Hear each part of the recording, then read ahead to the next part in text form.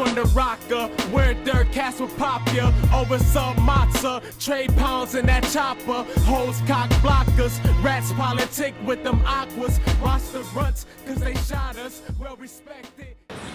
Back again, another edition of Inside 535. Today we're here with local artist, Alvarez Mastermind. Peace, baby. How you doing? Definitely appreciate your time. Thank you very much. Appreciate Sitting it. there holding, we got the Beans and Rice, Volume 2. This is Volume 2 though. It's volume 2. You know what I mean? You can go to datpiff.com to get volume 1 and 2. Volume 1, I got the chef hat on. People in the background. You'll see it though if you go to the website. Thank you for having me. So what could what should someone expect when they listen to the Beans and Rice mixtapes? And what do you bring in as far as hip hop? As far as hip hop though, I grew up in that era where like lyrics matter. So like if I went to buy your CD, like beats and lyrics had to be hot though. But as far as my volume 1, I got tracks that go back and forth. You know what I mean? So it go back and forth as far as like shit that you hear current, back in music that you hear from the 90s, but it's more not lyrical going over your head, but it's some real lyrical music and shit though. Volume 2 is more like, I use beats that I felt that I grew up with, that I really loved, that I really wanted to rhyme to, and really get off my craft. At the end of the day, I feel like not just that I'm an artist, but I'm a real lyricist. So spitting lyrics and getting my verbal exercise across, as I call it, that's what you hear on both Volume 1 and Volume 2. Okay. Now, did you always, as far as rhyming, did you always want to get into this game, or did it start out as like a hobby, and then it was just like, fuck it, I'm gonna just start doing this shit for real? At the end of it, on a real note though, like, I feel like I was really born into doing music. My uncle and his crew used to be called Die Crew. There was a crew here in Rochester, whatever. They used to grab, we used to do music, we used to turntable and everything. So like, I used to watch them do their thing, you know what I mean? And at home, personally, my dad used to play, I'm Boricua, so the foundation has always been Spanish music in the house, playing bachata, merengue, whatever the cause was. My dad used to play rock and roll music, so like I always like Queen and Van Halen and Hootie and the Blowfish and everything like that. And my mom, that was my dad, was Spanish music, rock music. My mom was more like, you know, she was more laid back, so she played whatever was around. Radio, 104 WDKS, 98.7, you know what I'm saying? There was always Spanish music around. Going and watching my uncles, who I was very influenced with, he used to DJ, you know what I'm saying? So he was a DJ, and he got, to this day, I still got some of his records from back in the 90s. So they influenced me. His crew used to rhyme, his crew used to break dance, his crew used to grab. So I used to watch that and like, yo, I'm gonna imitate all 5 elements of hip hop. And that's how I watched it. My aunt used to play Spanish music and house music, so I love Lil Susie and Stevie B, and you know what I'm saying, that whole art format. So like with me coming up, I took all that into perspective, and I grew up in the age of hip hop. So hip hop was what it was, and my uncle told me one time, he was like, yo, for you to really make it, if you really want to do it, you need to be spitting about something and spit real and spit different. So that's why I took lyrical contact as something that, you know, mattered. Yeah. And I think that's what I do to this day, you know what I mean? And, you know, I'm not chameleon with it, but I can break it down, you know? So you're like a true... I feel like I'm a true MC, I can spit, you know what I'm saying? Not even that, but like, you epitomize what hip hop is, from the music, the lyrics, even the graffiti. Are you an artist? You mentioned earlier the way you're an artist, a graffiti artist as well. Man, I used to wish I could break dance. And I got a break dancing soul in my body. You know what I mean? But I used to love it. So if somebody told me to do something, at least I I used to tag in school. I used to get in trouble for tagging all over the walls. To this day, I still carry markers in my book bag. It's just part of me. I feel like lyrics come natural. That's what I love. That's what I do. But I got a lot of attributes, and I got a lot of influence that took me to where I'm at today and still going. So what are some of just growing up in that era of hip hop and being so committed to the true essence of hip hop? What are some of the people as far as hip hop artists that you looked up to that may or may not have had an impact on Other people? Yeah. Aside from your people themselves. Other than my family? Yeah, other than that, like as far as actual artists. Other than my family though, I can say like this, my favorite essence of hip hop came from and I want to say between 93 and 98, I think like that's where the best music came from. Not just the lyrical content, the beats, the structure, the elements, the way they artists put tracks together and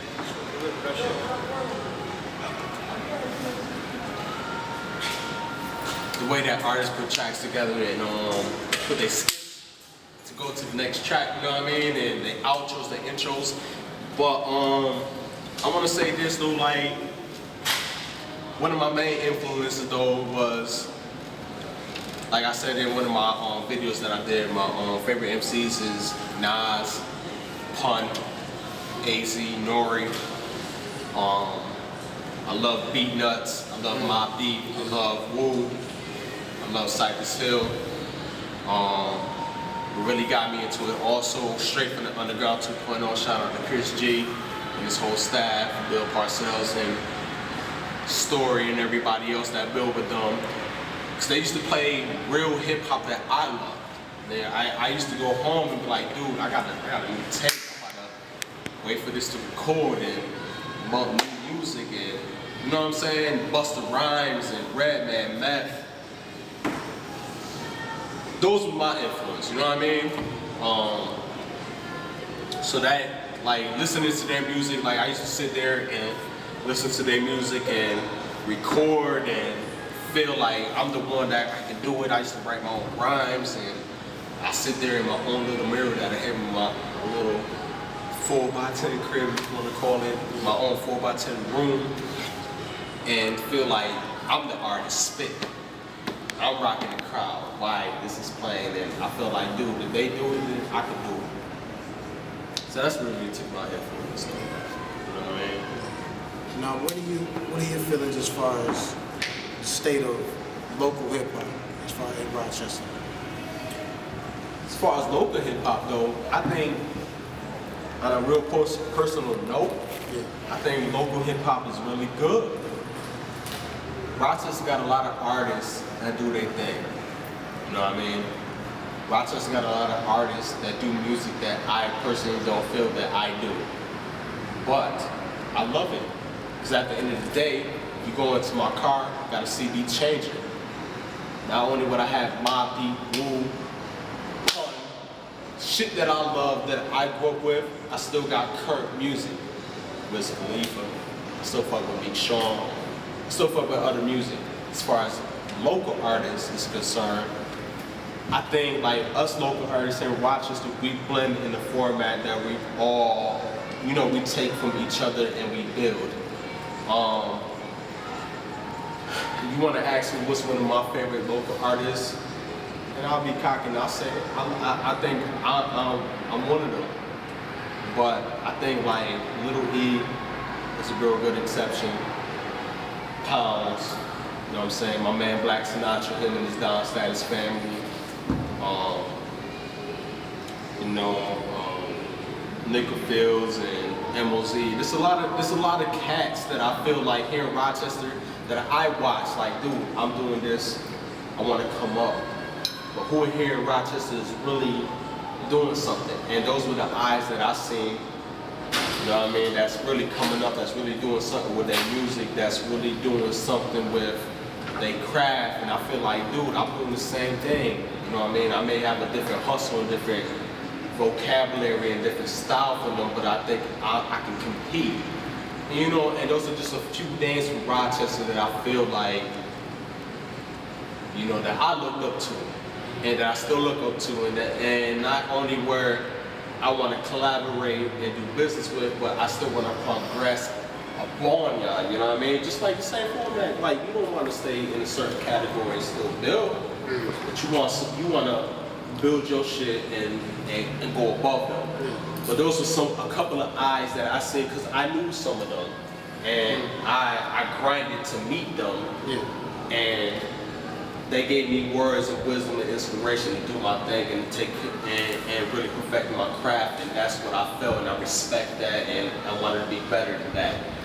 Some of them gave me opportunities, some of them didn't, but I respect them, and that's what it is, you know? But there's too many people here in Rochester. I feel like, yo, we Rochester guys, we get busy. We get busy. That was gonna lead to my next question. So what is it you think is missing? Why a spotlight hasn't been shined on this city with all the talent and people we got here? It's still like Rochester's kind of like looked over and looked past to an extent. I say like this, It's like a lot of people. It's almost like you gotta leave here to really make it, and then, you know what I'm saying? and I always told myself, like, yo, if I can't make it here in Rochester, where I'm from, where my family's from, where at the end of the day I can move out of state or move out of county, and I have to still come back and see my mama, see my grandmother, see my aunt, see people that's been here more than where I've been, and been here longer than how I lived, and still in the same format to come and show respect and live. I feel like if I can't make it here, then where am I going to make it at? This is where I'm from, this is where I live. And I think, like I said, I'm straight from the Underground 2.0, man. I said, like, yo, I may be one of the people that love to build with everybody, anybody, and regardless if you have a status, regardless if you have a status or not. A lot of niggas here in Rochester ain't humble enough to build with other niggas. You know what I mean? Like, and I really feel that, man. Like, dude, I may know like 10 people who make beats. I may know 10 niggas that so-called rhyme. But every nigga that I so-called know has their own crew. So are you trying to build with that nigga and his crew or not? A lot of niggas is just like self-centered, like, nah, man, you wasn't with us when we grind, and you wasn't with us from before, and you wasn't with us to this day, and you not, so why would I work with you and fuck with you? Which is understandable. You know what I mean? It's very understandable. Yeah. Comes to the point where some people, yo, you doing your thing, some people don't want to mess with you. Yeah. Some people, you know what I mean? Like, so what you do when they ain't trying to mess with you? You try to prove to these motherfuckers that I'm what it is. I'm gonna do this. Nigga, you gonna respect me or not like me, but you're gonna see me. Definitely, that's what it is. Motivation, same format here. That's how I think about it. That's how we do it. But at the end of the day, as far as artists, I don't see nobody really trying to work with each other. You know what I mean? Yo, at the end of the day, I can't speak for everybody else, but I respect everybody's craft. Somebody influenced me. Other artists here in Rochester have been doing it, influenced me. And I hope I can influence somebody to want to expand and do their craft. At the same time, I still want to build with everybody. So I don't run across a lot of MCs that's supposedly doing it, supposedly marketing it, and they've been in studios and even built on over drinking beer or just chilling, and they're really not about it. Not saying they're not about their craft, but they're really not trying to build with somebody else to build themselves, and I think that's kind of fucked up. We from the same area. We from, you know, we come from the same, I can't say we come from the same bloodline, but we come from the same street line. We come from the same government tactics. We come from the same everything in general except for family bond, unless that nigga is in your family structure. We all out here for the same goal and same aspect. So why not build with somebody else to expand? Everybody's about their crew, everybody's about their self. It's very understandable, but why you ask me, I think that's what's lacking here in Rochester. Niggas is not trying to really build with each other. Rochester's got a lot of haters. Come on, man. We got haters from women, men, police, family, and everybody else. So it's understandable.